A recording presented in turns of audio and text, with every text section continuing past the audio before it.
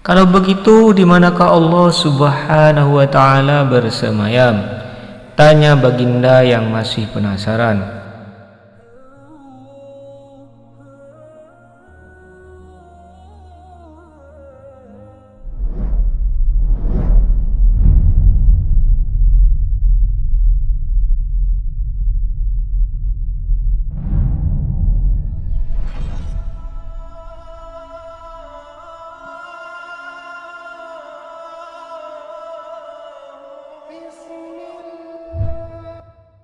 Assalamualaikum warahmatullahi wabarakatuh. Sahabat YouTube semuanya, tidak bosan sama sekali walau diputar berulang-ulang cerita Abu Nawas.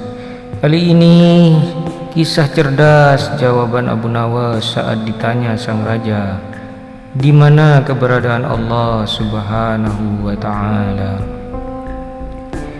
Dikisahkan pada suatu ketika sepulangnya dari ibadah haji, Baginda Harun al-Rasyid mengundang Abu Nawas yang sudah lama tidak berjumpa dan berbincang di istana. Baginda kemudian memerintahkan beberapa prajuritnya untuk menjemput Abu Nawas untuk dihadapkan ke istana. Sesampainya di istana, Baginda langsung menyambut Abu Nawas dengan mengajaknya menuju ke pendopo untuk berbincang-bincang sambil meminum teh. Seperti biasanya, dalam setiap perbincangan Baginda selalu mengajukan beberapa pertanyaan kepada Abu Nawas. Kali ini Baginda membahas seputar ibadah haji yang baru saja ia tunaikan. Sang raja merasa penasaran dengan orang-orang yang berputar-putar mengelilingi Ka'bah Baitullah, tawaf. Padahal orang-orang yang menunaikan ibadah haji adalah tamu Allah Subhanahu wa Ta'ala. Jika status para jamaah haji adalah sebagai tamu Allah Subhanahu wa Ta'ala, kenapa tidak dipersilahkan saja masuk ke dalam Baitullah satu persatu? Begitu pikir Baginda Raja. Baginda pun mulai mengajukan beberapa pertanyaan pada Abu Nawas. Wahai Abu Nawas, apakah arti Ka'bah Baitullah? Ka'bah rumah Allah, Baginda yang mulia. Abu Nawas menjawab, sebagai apakah orang yang menunaikan ibadah haji itu? Tanya Baginda berikutnya. Sebagai tamu Allah, Baginda yang mulia. Abu Nawas menjawab, kalau sebagai tamu Allah, mengapa mereka tidak dipersilahkan masuk saja ke dalam Baitullah? Tanya Baginda penasaran.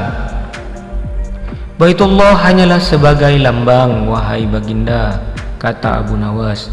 Kalau begitu, di manakah Allah Subhanahu wa Ta'ala bersemayam? Tanya Baginda yang masih penasaran. Di dalam hati orang mukmin, jawab Abu Nawas kembali. Abu Nawas kemudian menjelaskan, karena tidak ada suatu ruang yang bagaimanapun luasnya mampu menampung zat Allah Subhanahu wa Ta'ala kecuali hati orang mukmin. Qalbu mukmin Baitullah, hati orang mukmin adalah rumah Allah. Mengapa Baitullah dijadikan kiblat? Tanya Baginda kembali. Untuk memudahkan pemahaman orang awam, Baginda Raja yang mulia, kata Abu Nawas. Baitullah itu terlihat mata, dari itu salat syariat kiblatnya adalah Baitullah yang waktunya ditentukan dan dengan bacaan tertentu pula.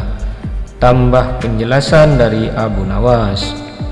Sedangkan salat tarekat kiblatnya hati, waktunya bisa setiap saat dan bacaannya zikir kepada Allah.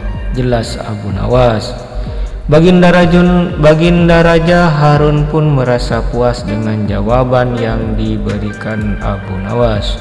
Wallahu a'lam bishawab. Mudah-mudahan kisah ini menjadikan inspirasi kita dan menambah keimanan dan ketakwaan kita kepada Allah Subhanahu wa Ta'ala. Jangan lupa banyak berzikir kepada Allah dalam qalbu setiap saat dan setiap waktu. Semoga bermanfaat. Assalamualaikum warahmatullahi wabarakatuh. Jangan lupa di share, like, and comment, dan di subscribe. Terima kasih.